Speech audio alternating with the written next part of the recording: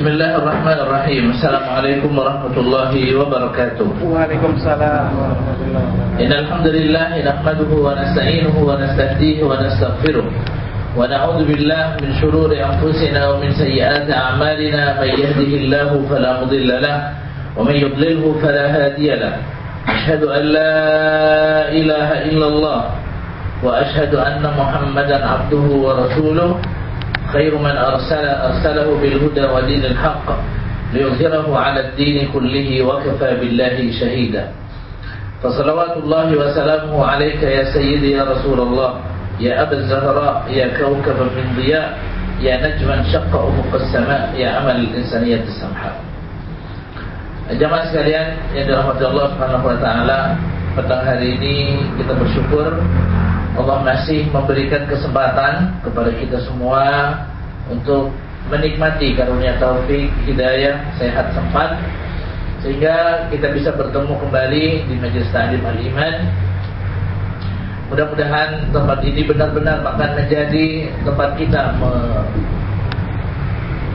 memupuk keimanan kita, sehingga akan terus bertambah, dan kedekatan kita kepada Allah Subhanahu wa taala juga kian hari akan menjadi lebih bertambah dekatnya, dan mudah-mudahan Allah Subhanahu wa taala terus akan memberikan kepada kita keistiqomahan di atas jalan kebaikan selama hayat digandung badan.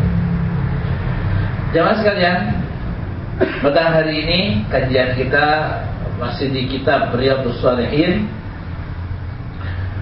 Pertemuan terakhir, kalau tidak salah, kita membahas atau membaca beberapa hadis yang dikumpulkan oleh Al-Imam An-Nawawi berhubungan dengan Al-Khawf. Jadi hadis-hadis yang kalau kita baca, dia akan memupuk atau memasukkan ke dalam hati kita perasaan takut kepada Allah Subhanahu wa taala. Perasaan takut yang bisa mendorong kita untuk melaksanakan perintah-perintah Allah Subhanahu wa taala. Karena memang jamaah sekalian, salah satu di antara cara orang bisa taat kepada orang lain atau pihak lain, salah satunya adalah ada perasaan takut. Ya.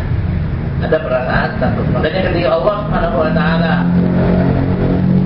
memerintahkan orang-orang Yahudi untuk memenuhi janji mereka kepada Allah Subhanahu wa taala, wa aufu bi ahdi ufi bi ahdikum, penuhilah oleh kalian janji kalian kepada aku, ufi bi ahdikum, aku akan penuhi kata Allah janjiku kepada kalian.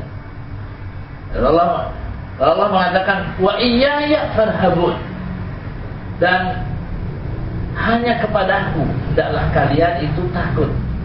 Kata para ulama, setelah Allah memerintahkan mereka untuk memenuhi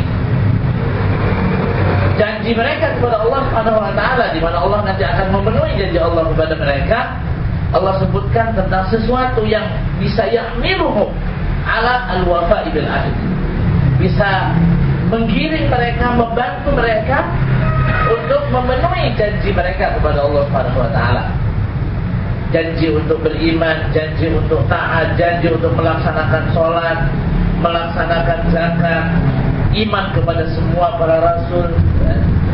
Yang bisa mendorong mereka, membantu mereka untuk itu adalah wa iyaya farhabun, hendaklah kalian hanya takut kepada aku. Dan hari ini kita akan membaca beberapa hadis yang dikumpulkan oleh Al-Imam An-Nawawi. Babnya adalah bab ar-raja. Kalau tadi khauf, perasaan takut, sekarang kebalikannya ar-raja, jadi pengharapan. Al-Imam An-Nawawi menyebutkan di bab ini sekian banyak hadis, ya. Ada cukup banyak hadis yang juga disebutkan, sama seperti al-khauf, ya. Ada 17, 21, 27, ada sekitar 28 hadis disebutkan oleh Al-Imam An-Nawawi yang diharapkan kalau kita baca, kalau kita tadabburi, yaitu akan bisa memasukkan ke dalam hati kita raja. Raja artinya pengharapan kepada Allah Subhanahu wa taala. Apa yang diharapkan dari Allah Subhanahu wa taala? Rahmat, karunia. ampunan dari Allah Subhanahu wa taala. Segala sesuatu yang benar-benar kita butuhkan dari Allah Subhanahu wa taala. Kenapa kita membutuhkan itu semua? Kita butuh rahmat Allah, kita butuh karunia Allah, kita butuh ampunan Allah Subhanahu wa taala. Karena kita tahu jemaah sekalian, siapapun kita, disadari atau tidak, kita ini banyak melakukan kesalahan. Banyak dosa-dosa yang kita lakukan, kesalahan-kesalahan yang kita lakukan, baik itu kepada Allah Subhanahu wa taala atau kesalahan dan dosa kepada sesama makhluk Allah. Baik itu kita sadari atau tidak kita sadari. Maka tidak ada yang kita harapkan setelah semua ini kecuali kita mengharapkan Allah Subhanahu wa taala akan memberikan ampunan, memberikan rahmat dan memberikan karunia kepada kita. Hadis-hadis yang disebutkan oleh Al-Imam An-Nawawi ini akan yazra fi qulubil mu'minin, akan menanamkan di hati orang-orang yang beriman perasaan ar-raja, sehingga nanti akan terjadi keseimbangan antara khauf, perasaan takut yang akan mendorong dia untuk selalu taat kepada Allah, dan perasaan raja, pengharapan yang begitu besar kepada Allah Subhanahu wa taala akan ampunan, rahmat dan karunia-Nya setelah kita berpikir betapa banyak kesalahan dan dosa.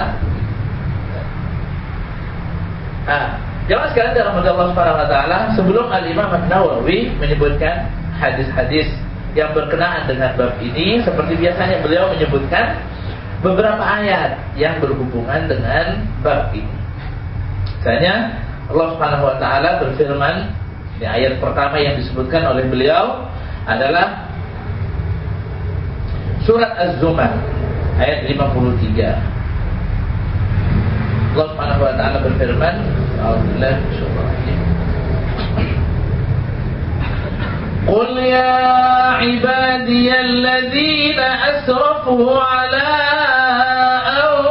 anfusihim la taqnatu min rahmatillah innallaha yaghfirudz dzunuba jami'a innahu huwal ghafurur rahim. Allah mengatakan, qul, katakan, ya ibadiyalladzina asrafu ala anfusihim, wahai hamba-hambaku. Jadi katakan wahai Nabi,